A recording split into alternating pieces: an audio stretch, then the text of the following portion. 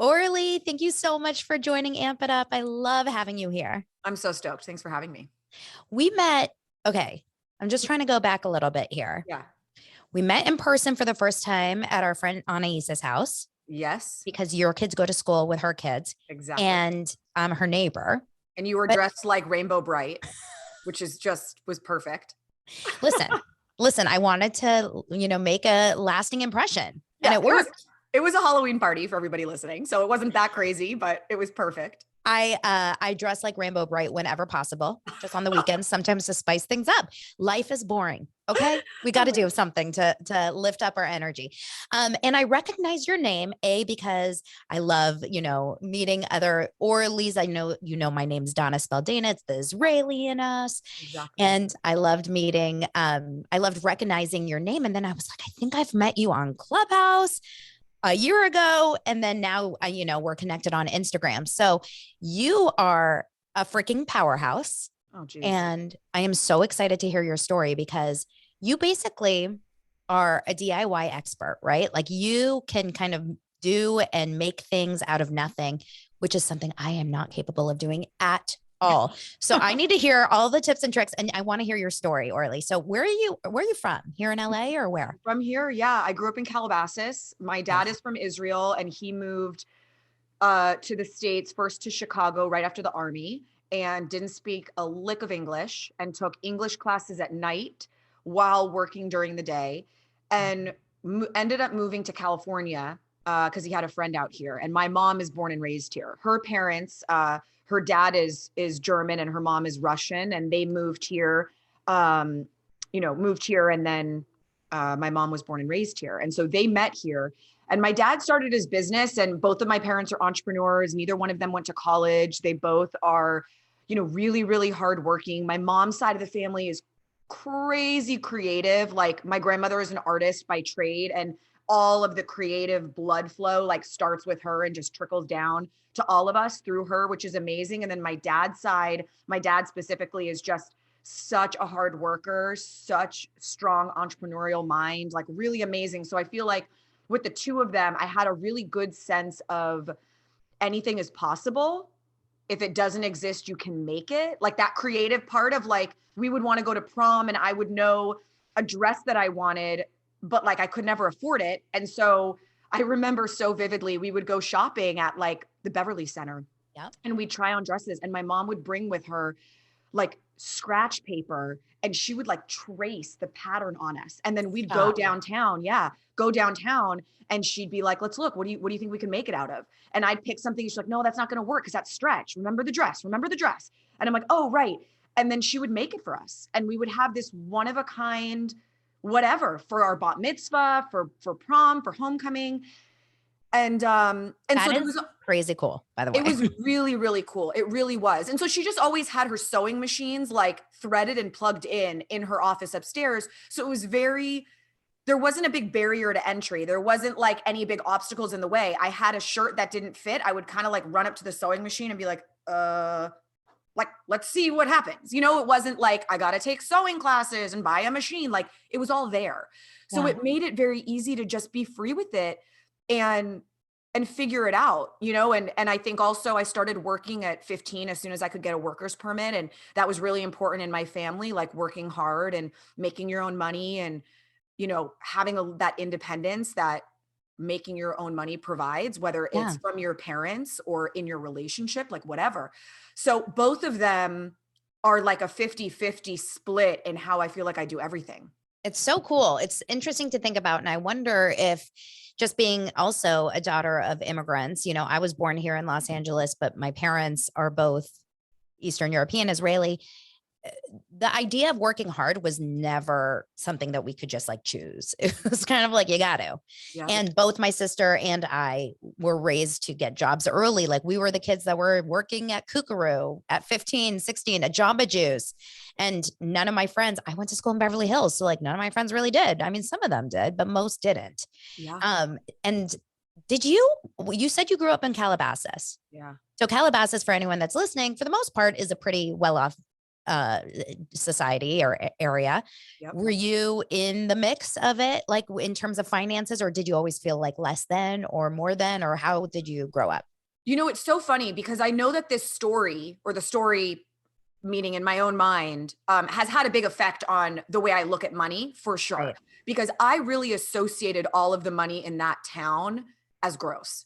Like, and I think that that's actually been a really big block in me making a lot of money, because I just thought the richer the kids were that I went to high school with, the bigger the assholes they were, the more And entitled they were. most cases it is that way. Like a Because lot of they, yes, and I think that's in large part because they didn't earn that money. So there actually was a sense of entitlement because they didn't appreciate it. I don't think that they're like, if I were to make millions, I know I won't be that person because I earned it. And I, you know, it's just a different thing. But so I definitely didn't feel like that. And even though my dad was crazy successful and, you know, built this insanely beautiful home that started off as a 1-story, and over the 20, you know, years that they lived there, it just kept growing. They work in construction. So I was going to say, how tall did this house go? yeah, no, not meaning tall, but like it just kept like becoming Building. something more and more spectacular and beautiful. And it would be, you know, one year it would be the full kitchen remodel. The next year it would be a full backyard remodel. Then it was the master and like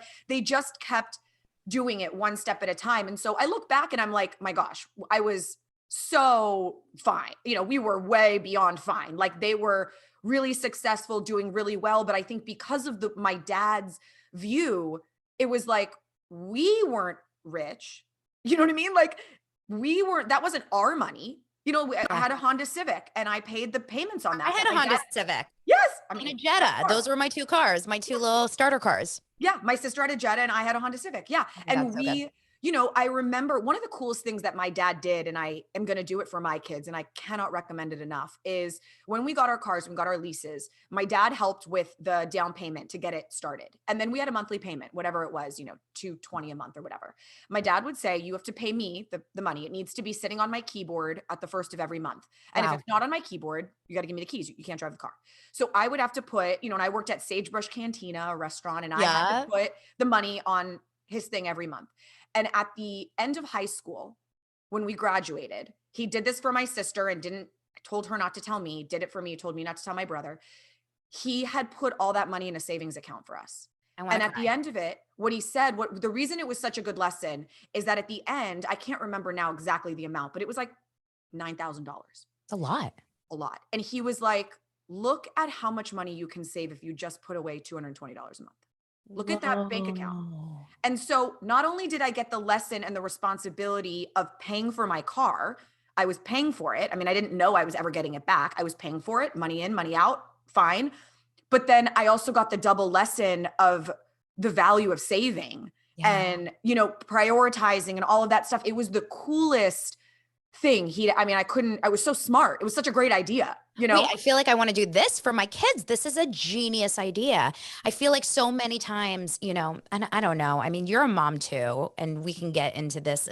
I didn't realize we were going to get into this money conversation, but I am so obsessed with talking about money mindset. So this is so perfect. But I worry a little bit because I was raised with no money.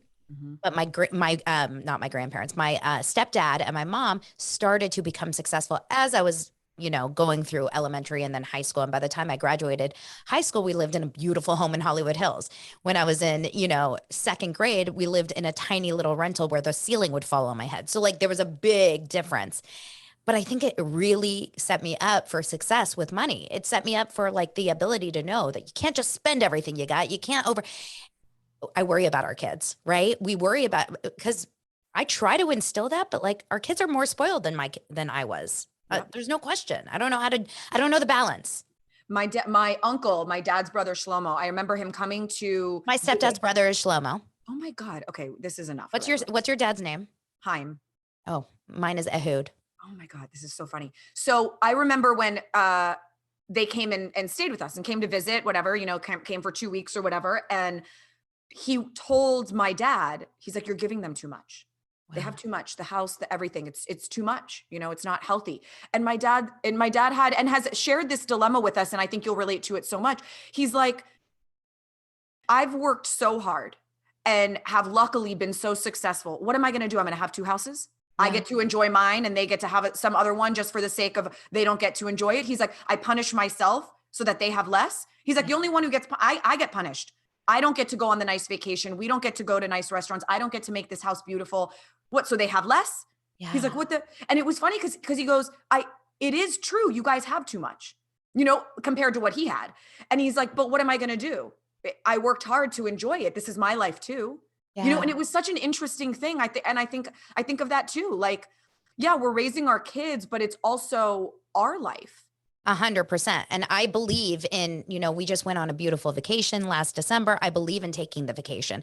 I believe in doing the things and the experiences. I don't believe in just holding on to money and sitting. And that took me a long time because I grew up with a Holocaust survivor grandfather, who was incredibly money conscious and anxious and stressed. And his whole thing to me was save your money, save your money. So for many, many years, I held on to my money like a baby was getting pulled out of my arms, Yep.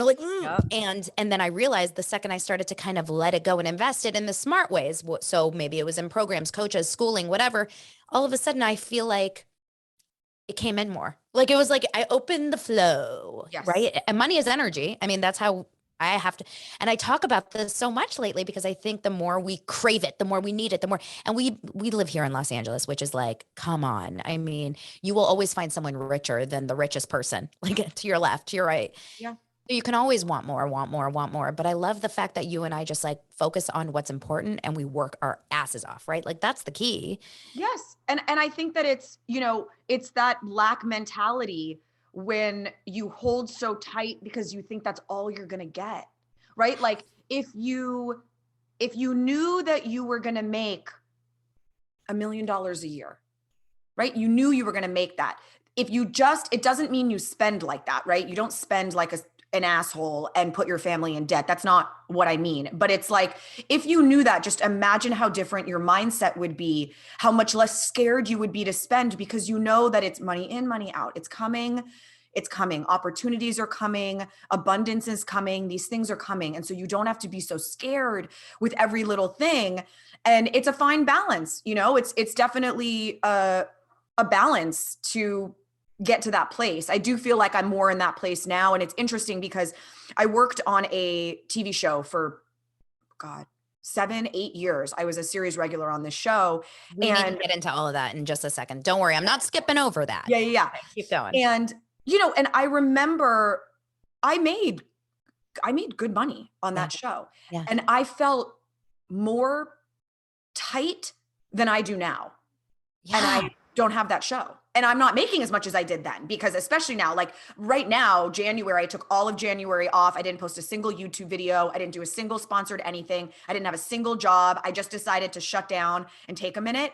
And so like right now I'm like, whoa. And our freaking oven broke. I bought the new oven for $3,000. Our washer and dryer broke. I bought the new washer and dryer. Like we booked our trip to New York to see our family. The flights were insane during the holidays. Like I'm like, it's fine. I know it is fine and we're going to be fine and more than enough is coming in. But what I think it's so funny is that when I was making more, because I was so unhappy there, I was like, ooh, I felt like I couldn't buy new shoes. Okay. So this is so interesting. It's so interesting. When we have positions or times in our life where we're making more money, where we have a lot of more money, obviously you hear it all the time. Money doesn't equal happiness, but it legit doesn't, because we've both been in situations where we've had jobs, where we've had the balance, where we've had the stability, where we've had the benefits, where we've had everything, like everything you dream of, and you're fucking miserable, miserable. So, okay, let's go back to this. Cause I want to hear kind of like after high school, did you go to college? No. So what was your journey? So I moved to New York at 19 and I went to film school for a directing program there. I thought you were like all into fashion or whatever. No? Yeah, I was, but more at the time, it was more about my Creating. personal. Yeah. Like it was fashion just for me. It was really about making things that I wanted and not so much about starting like a clothing line or anything like that. And when I was 14, 15, I was acting and auditioning and I loved being in front of the camera. I was not any good as an actress, but I loved being in front of the camera. And so I thought, oh, you know what? I love storytelling. I love entertainment. I love movies. I'm going to go to school for directing and then I can like create my own stuff. And like, maybe I'm in it, maybe I'm not, who knows? I liked the idea of being in control of that more than just like show up at an audition. Do I have the right color hair? Do I have the right, am I tall enough? Am I short enough? Whatever. So I went to film school and I met my husband there. Oh, wow. At 19, obviously. So not the plan. And I was there for about a year and a half, moved back to LA. He and I sort of stayed long distance accidentally. It was totally not the plan, stayed long distance. And I was pursuing fashion stuff here and, kind of trying to figure out what I wanted to do. And then he and I were long distance for about 2 years when I ultimately decided to move back to New York and like figure it out and be like, is this for real? Is this not for real? I had gotten an internship at SNL. And so I had planned to move back to New York, decided ultimately not to take the internship, but had already made the decision and moved to New York. I was bartending, full-time bartending for, almost 10 years. And while I was bartending, one of the hostesses, this girl, Lauren Bruno, there was some dude who was like obsessed with her and was a casting guy and was like, I'm doing this new show and like, we need models. It's a fashion show. We need models, like trying to hit on her. And she's like, please, I'm like 5'4". You're not getting in my pants. Like, I know I'm not going to be a model on this show. Like, F off. She's like, but my friend behind the bar is a designer.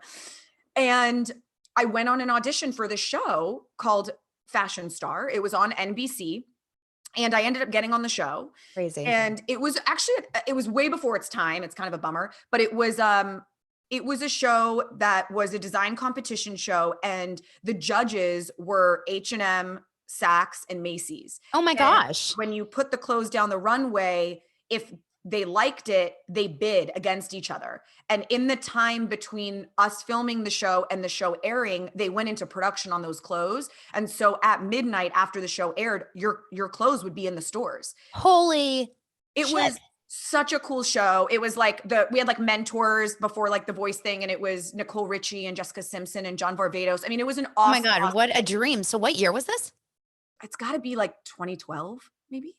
Yeah. I don't even remember ever seeing it. Yeah. Like just before its time. It was just before its time. It was too soon. Like, I think it could work now.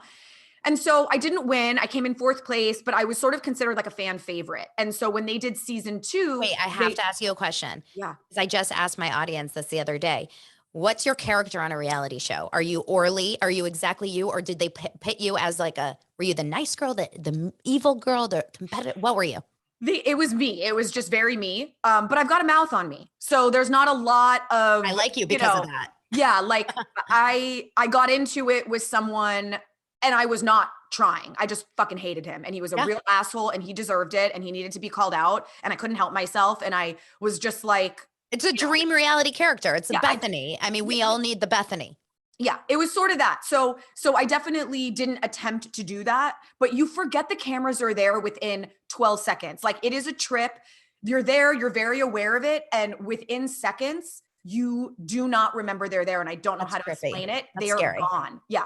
So like, you say things entirely forgetting that there are still cameras and you're mic'd. So like, I was just talking shit with people that I was friends with and just being like, and forgetting that I was mic'd and I was on a show. Oh, geez. So anyway, I ended up, they reached out. They were doing a behind the scenes series for season 2 of the show. And it was like branded with Suave professionals. And it was, they basically felt like the show was so big. It was this huge stage and these big brands and these big celebrities.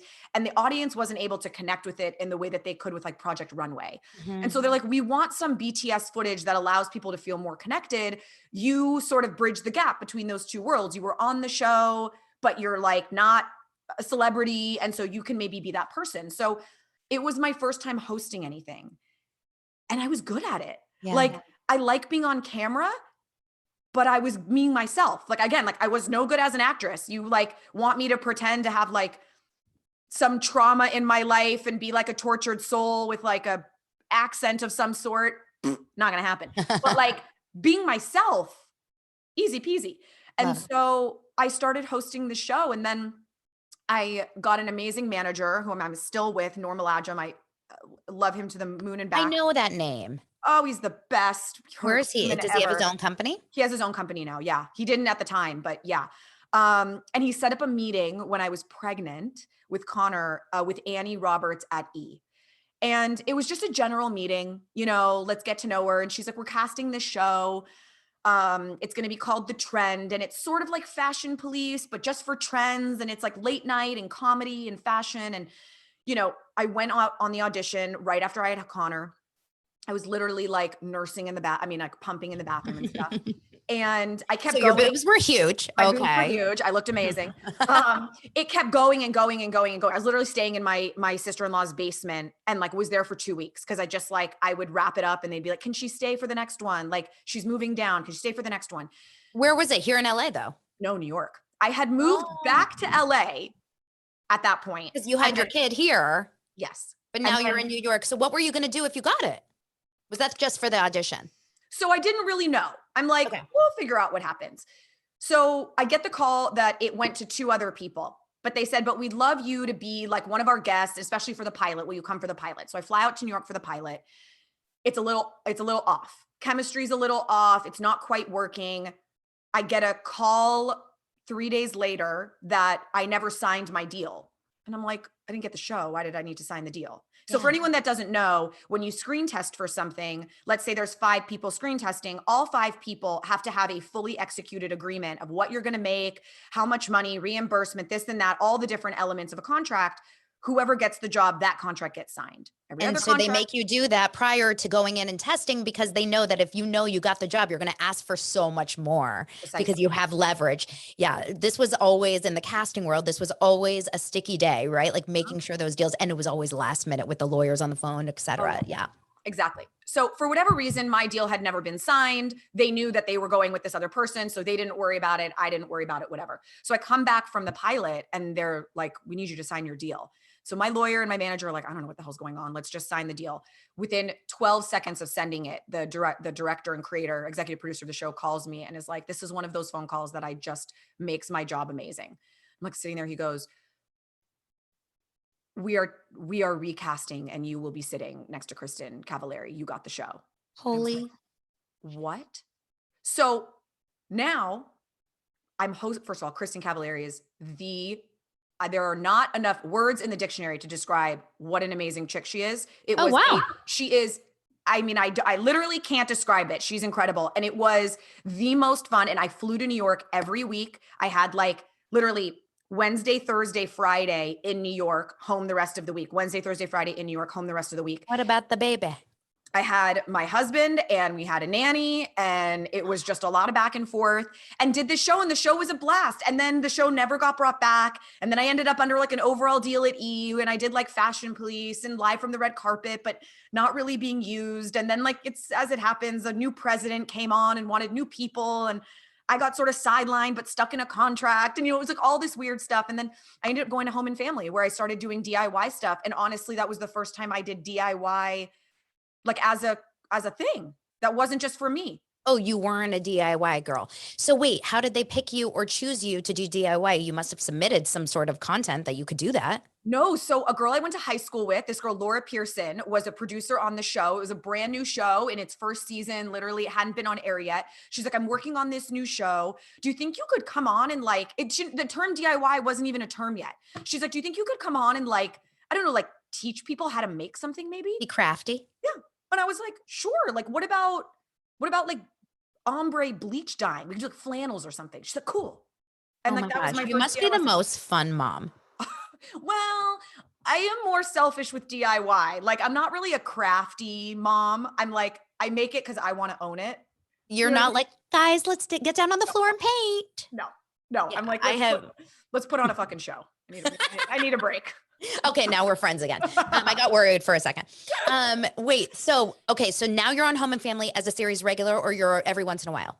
Yeah, so there was a chunk of time where it overlapped, where I was still officially with E, and so I could only be on Home and Family as like a contributor or whatever. And then when my E deal ended, I ended up on Home and Family as what they call family members, which is like a cast member on the show. And I was on the show about 3 days a week, sometimes 4, but it was usually right around 3 for about 6 or 7 years. So it provided this kind of stability and gave you a place, like a family, literally a work family that you were part of. But you were doing something that you had never really planned on doing, DIY. Did you fall in love with DIY through doing it, or is that just kind of your thing because of that show? You know, it's hard to know the answer to that actually, because it's so ingrained in me as a person. It is just how my brain works, and it is the way that I do things, whether on camera or not. It's just, I like to make everything very, very me. It's like, I really, really, really feel that our style is such a strong form of self-expression. And so I just really have a deep need to be like understood. And I feel like my clothes help me do that. It's like one more tool in my sort of arsenal of really speaking clearly about who I am and what I am. And so I've always been like that with my clothing. And so I don't know whether, had Home and Family not happened, whether a DIY career would have existed or not. I mean, it's always something I would have done, but certainly took on a life of its own when I started doing it full time as a job, Yeah. Yeah. And then from there, you have this YouTube content that you created, and I'm just dipping my toe into the YouTube water. So you're going to have to teach me. Oh boy. But yeah, that's why I think I stopped ever considering it, because it felt so big and so much production. But I'm like, I don't need to make it that way right now. I can just film myself and throw in a couple of overlays and call it a day. Yeah. How do you come up with your YouTube content? How often are you creating YouTube content? Is that like your primary source of content creation? What are you doing? What's your day-to-day now? Yes. So I started my channel. It's called The DIY Designer. I started that channel really because I needed an outlet from Home and Family. Home and Family is on the Hallmark Channel. It's a very particular audience with a very particular vibe. And it's really didn't feel like me. I couldn't be me. I couldn't be a smart ass. I couldn't dress like I wanted. It's a different kind of a thing. And Is so the audience primarily older? it's a little older, a little bit more conservative. It's very like, Probably a little religious, maybe Hallmark. I don't know. Yeah, a little bit. I think there's definitely like a faith, they don't talk about like Jesus and God on there at all, but like, it's definitely like, we celebrate Christmas, like, 80 days out of the year on Hallmark. It's like, it's a big Where's where's the Hanukkah? Did we get any Hanukkah? You know what? In my very last year, they started doing other things, and then yeah. But so it was tough because the audience is they are so loyal and lovely, and like I still have all these really great relationships from people that were introduced to me through the show. But I definitely felt a little muzzled, creatively and just. And for some reason, just getting to know you, I have a feeling that didn't fly so well with you. I have a feeling you're like, let me out. It was exactly, I lost myself for sure. I went into a dark place towards the end of that show. I felt really lost. I felt like I didn't know who I was anymore. And, I just realized it takes a toll after a while. You feel like you're playing a character, and then, you sort of, you blur the lines between who the character is and who you are. And then you're kind of like, what the hell happened? So anyway, I created this YouTube channel as a creative outlet that I could own entirely. And it really grew. It grew and it grew and it grew. And so wait, how did it grow? Can you give some quick tips on how to start a YouTube and grow it, obviously, without you had already a following, I imagine, by that point, on Instagram and stuff. No? Yeah, I did. I mean, not huge, but I did. And I don't think that actually matters for really? you. Yeah, I don't think it actually, because it's two different audiences. Your audience on Instagram isn't necessarily gonna follow you on YouTube or even click on your promotional posts on Instagram, because they're on Instagram right now. You're so right. It's very hard to get people over to YouTube. You're right. Yes. So, but when they're on YouTube, they're in the YouTube world. Same as if you then posted something on Insta, they're probably not leaving, right? It's the same thing. You're kind of in a universe. So I don't actually think it matters, but I came up with a concept of the type of show I wanted to do. I know it wanted to be DIY at the very beginning. I sort of had this idea that I would start with a celeb photo of a celeb wearing something, and I would hack Jennifer Lopez. I would hack Selena Gomez. It would be okay, today we're hacking so-and-so. And I would do a DIY on how to get the look, making it yourself. That's how it really started. It felt I needed a show in my mind in order to do it. So I had direction. It's much freer than that now. Now it's really just projects that I think are cool. But I released every single week at the exact same time on the exact same day. And I did not miss. And I think that's really important. Consistency. Is the consistency. Because I think that people need to know that you're worth. Here's a stupid example. E-Network. They cancel every show. Yeah. So I don't commit my time because I'm going to be pissed when they cancel it. Whereas Bravo lets shit live. Thank So like, God. I'm all in because I know there's gonna be like 12 seasons of this and it's gonna Yeah. be crazy and sloppy and I can't wait. You know what I mean? So it's like, you kind of want to know if I'm going to give you my time and I'm going to sort of fall in love with you a little, you're going to be here for a while. I can rely on you to actually do this. So I do think that consistency is super, super important.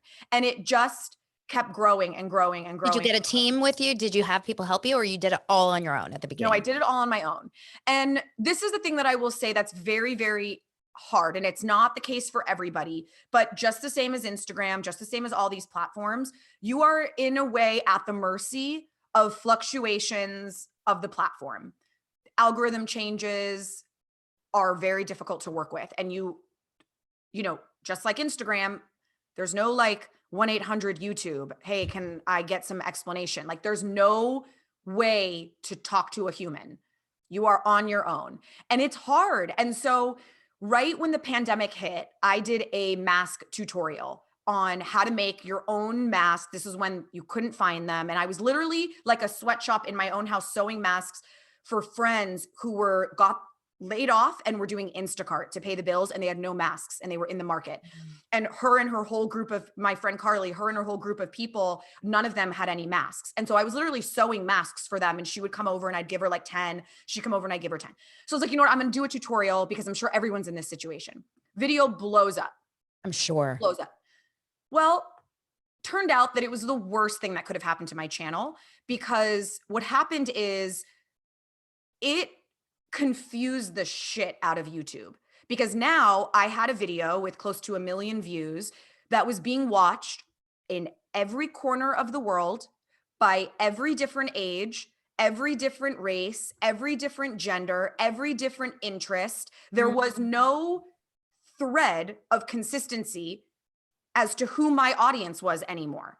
It threw everything out of whack. And from that moment on, it just went like this. It's been hard to keep them that like grow that momentum because, and I think about that all the time. I actually think it's not necessarily the goal to go viral because going viral, I know a lot of people in the Instagram front that go viral or went viral when Reels first came out and they would have like 500,000 reel views and they grew 50, 70,000 followers within 3 weeks, like the craziest shit you've ever seen.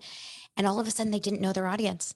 And they literally had people exactly like you're saying, they didn't know who they were speaking to. And then their engagement dropped. Yep. And then that's the thing. Like what happens is YouTube's going to do what YouTube's going to do. So it's going to serve my content as a suggested video. And based off the reaction it gets right away, it's either going to really serve my content or it's going to basically pull back and it goes into a black hole. So what was happening right after those videos went viral is that my content was being served but people weren't interested. Random ass audience because some dad in India who needed to make a mask does not want to know how to make a freaking bejeweled jacket. Like he couldn't care. No, yeah. All of a sudden you're like in this COVID world, right? Like you're being served to all these like medical professionals and stuff that have no interest. Oh, that's such a frustrating situation. Yeah. So it's interesting to think about why if you would have, I'm sure it got you a lot of subscribers, right? No, not really even. No. I'm wondering, so you're looking back and saying that was something you would have taken back. Yeah. Wow. It was a pivotal moment that changed my channel. And what's hard about that is that my subscriber numbers keep going up, but my views are consistently at a place that I can't even make sense of it. So what is the best way to market a YouTube channel? Like, are you supposed to just talk about it on your Instagram or other places and point people to it? Do you have a newsletter? Like, what's the deal there? How do you do it? I mean, I wish I had the answer. I don't know. What I will say is that my goal was never to be a YouTube star. My goal was to create a place that had living, breathing content on the regular so that when my next opportunity presents itself, it's very easy to like see where I'm at. Take a look at this video. You'll get a sense of her style, her personality, her vibe, her this. So it was about just branding myself in a way that was very clear because I don't want to be a YouTube star. So I have continued doing it and have continued supporting myself financially with it. But it's just, there's a lot of unknown and I don't have the answers and you can feel helpless sometimes. I decided right during the holidays, I had a gnarly case of the burnouts and I just was like, I cannot do it. So I went to New York for 2 weeks with family, felt worse when I got back. Sometimes you take a break and it makes you feel worse. So I said, I'm gonna give myself all of January, which I have never done in 4 years. I literally just didn't post a single video and just disappeared. And I started feeling worse and worse and worse and worse. And it's really interesting because I think everybody's different. What works for me is not going to work for everyone else. But I think that I'm an empath. And so I think that I started to feel my feelings. And then I started to kind of share slightly that I was having feelings. And then everyone else shared that they too were having feelings. And then it felt like this universal feeling of like dis-ease and anxiety. And I started feeling all of that. And I started getting really lost and really sad and really confused and not wanting to do anything and no inspiration, no motivation. Like it hit me hard. Yeah. And I started forcing myself to work and make something without filming it. I was like, I'm gonna work on these fucking jeans because I've been wanting to bleach them. I hate the color. I'm gonna do it. And after finishing them, I was like, huh, Feel I back. feel kind of, holy shit, I kind of feel better. Yeah. And then I was like, and then I did something else. And then I did something else. And I realized for me, I have to work through it. I can't think through it. I can't journal through it. I journal like a crazy person. I can't journal through it when I'm in that. I have to move myself and do things with myself, or I crawl into a hole and I get real emotional. Okay, so it's interesting. I just like talked about this on Twitter the other day because now I'm starting to like use all these different spaces, and I talked about how as someone that is like a natural creator, which is you, which is me, which is a lot of people that just like to create content, DIY like clothes, whatever it is, just creators. If you're not creating, it's like you're off. Something is off. And there will be days or weeks where I'll just feel unmotivated to create content, create video, create, podcasts, whatever it is. And I don't realize that it's like a horrible vicious cycle. Exactly. You feel like shit, so you stop creating and then you feel worse. Exactly. But that's so exactly the only way to get out of it is to get back to work. You're right. It's so true. Yeah.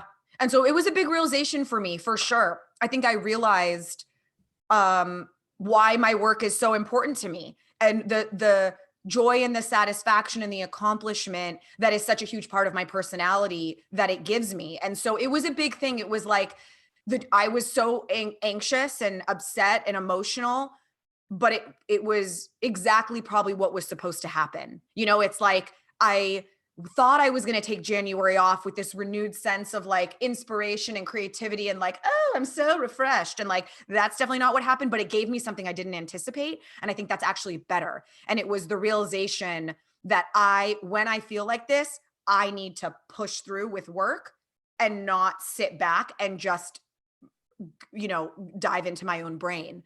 And it was Also, really, I wonder if there's a little bit of the fact that you stopped creating for yourself and you were creating for the channel, for the views, for the people. And sometimes I think when we're doing things, we forget the love that we have. Like my friend, you probably know her. She's here in LA. Her name's Lainey. She's got a food blog, Life is But a Dish. She's on Instagram. She's great. She's great. She was like my first Instagram crush. And now we're really close friends. awesome. And you're going to be next. You're my next Instagram crush. Okay. But the point is that she constantly is cooking for the viewers, right? Like she's constantly cooking for her Instagram audience. And she did the same thing. She said, I'm pulling away from Instagram because I just want to fucking cook. Yes. I just want to cook dinner for my family. I don't want to cook to show exactly how much garlic I'm putting into the soup. And it like gave her a sense of like, now I remember why I love it. And now I can let people back in. So what's next for you, Orly, then from this realization? So I am starting, I actually recorded yesterday and just edited and uploaded right before we started talking, a video that's basically like, so sorry I went MIA with no explanation. Like I'm here to explain what happened and what you can expect from me moving forward. So just like a little heads up for everybody. And then next week, my first video, which is super fun. I did like a big fatty, and it's like all these sweater upcycles, like really fun ways to take old sweaters and turn them into these really cool things. I need that. I have so many. Exactly. So it's gonna be super fun. So I have that, and then I'll just start releasing content. I might change my release date. I might not do a set release date. I might just be more fluid with the whole channel and not hold on so tight to the scheduling. I think the scheduling is really important when you're getting started, but I'm in a different place now and maybe I can be a little bit freer. Yeah. And another thing, it's really funny. It's like, I have been thinking about whether, and I'm trying to decide on the platform. I think it's going to be Instagram, but I'm thinking about, I like to do these things called like 100-day challenges for me, because I'm not good with like a resolution, because it feels very, what's the word? Like forever, like, Oh, just too big. It feels too yeah. big. Yeah. Like I can't think of the word. But there's like no end in sight. And so I'm like, Yeah. there's nothing I want to sign on for forever. And then if I stop doing it, I'm going to feel like a You're a failure. failure. So I just like don't like resolutions, but I like giving myself finite periods of time to Sure. commit to something and try it. So I've been like so annoyed with Instagram and just like, oh my God, like I hate it. I don't want to do it. It's so boring. Like, bleh. And so I was like, I think I might do a 100-day challenge where I have to post something on my feed every day for 100 days. Ooh, I Because like this. yes, because what I feel like it will do is it will make me less precious about what I post, because it's like the way that I think of stories. Like I enjoy stories because I don't give a shit. Yep. Like it's 2 seconds now, it's 2 seconds later, nothing has to feel great because it's gone. So I'm thinking like maybe I won't be so precious about what I post, and so I'll actually see more moments all the time that I'm not normally seeing, because I'm looking for some like really special thing to live on the feed. Whereas if I'm like, well, shit, I got to do something today. Like here's a moment, let's do it. And I'll just put it up. And I think it might do the same, where it'll just create a little bit of silliness Mhm. and joy and playfulness and freedom around something that right now feels like a chore I want to and delete from the universe. Yeah. Like, I think so many people look at social media as a chore. And when the second it becomes a chore, it becomes awful. You don't want to create it. And then your content probably is not as great. It's the fun and the real behind it. And I think that is the key, just in general. Like even on YouTube, TikTok, Instagram, like we want real. We want the yeah. raw, we want the real, we want the behind the scenes. I don't mind if you are a fashion blogger and then you have a picture of you in pajamas. Like it doesn't matter. It's just we're getting a side of you. So Yeah. like creating more of that kind of fun reels content, and you can put that kind of stuff on your feed. I think that's such a good idea. Just have fun with it. Exactly. And you know what? I know I shared this with you, but I had thought about doing this like a couple weeks ago, and I hadn't committed yet, because I'm like, oof, once I say it, then it's like official.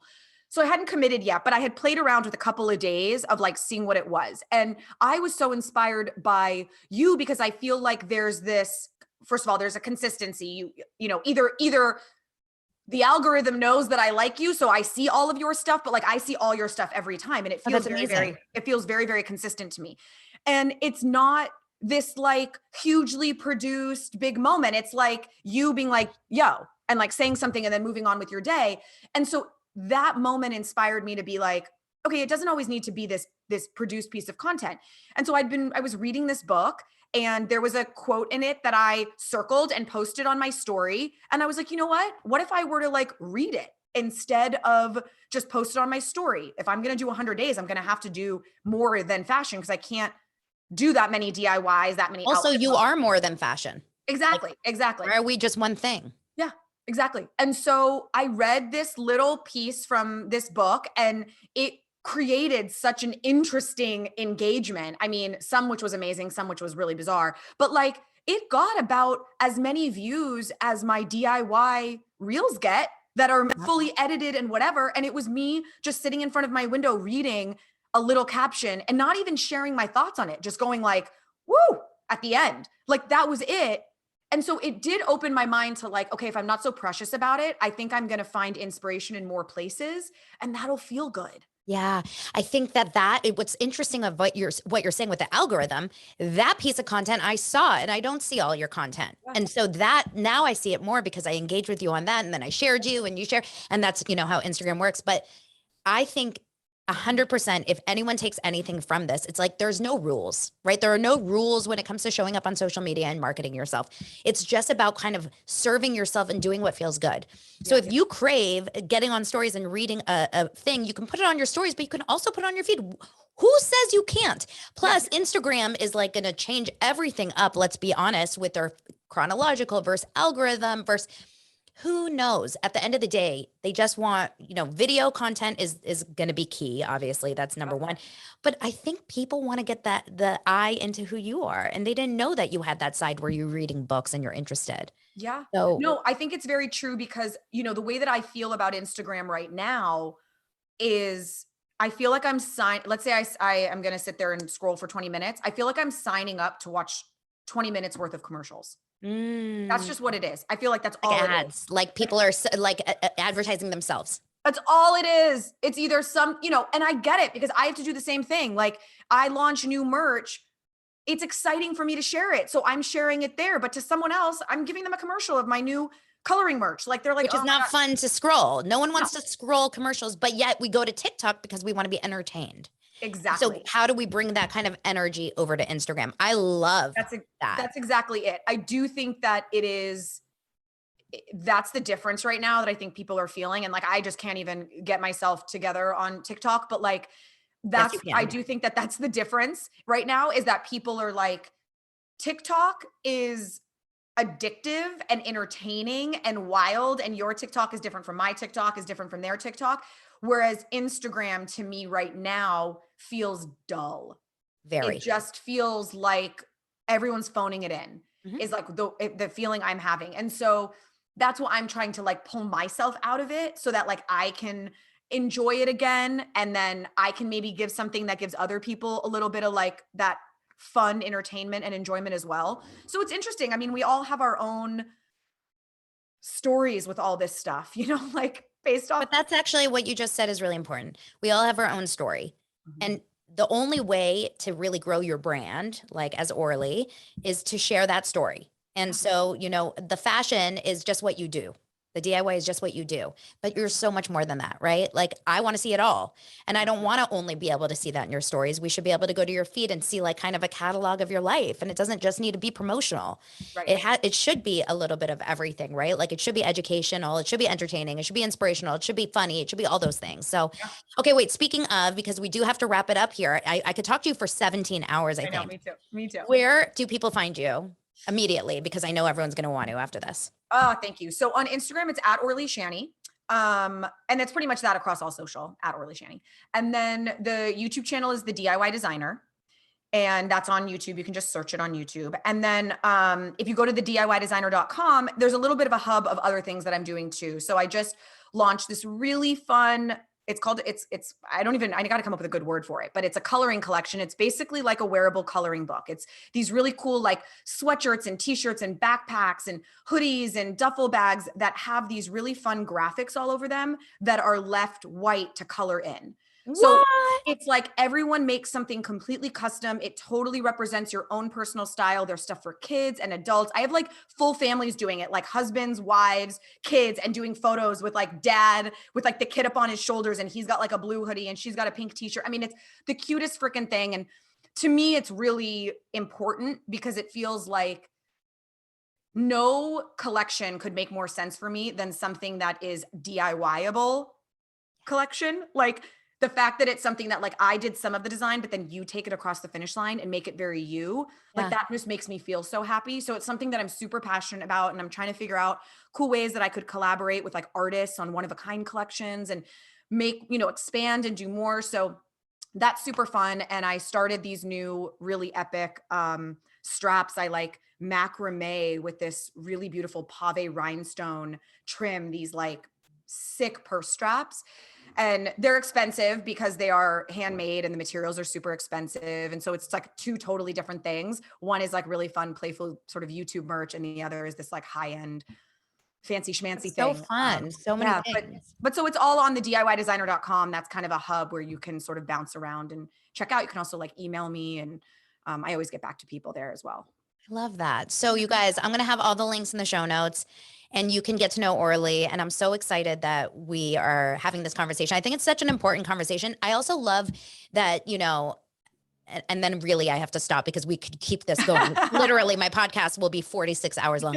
I just love the vulnerability. I love the transparency. I think it's so freaking important for people to listen because on paper you look like something, but everyone struggles. Everyone struggles with the content creation. Everyone struggles with the balance and the stability and the burnout and all that. So thank you for sharing your story openly and honestly. I think that's so, so important. Yeah, no, of course. This was so fun. I mean, what a great conversation. I know. And we'll have to take it offline. We'll have to go out for dinner, drinks, Yes. whatever, and Yes. like chat about this crazy entrepreneurial life. I can't even say it. Thanks so much, Orly. Thanks.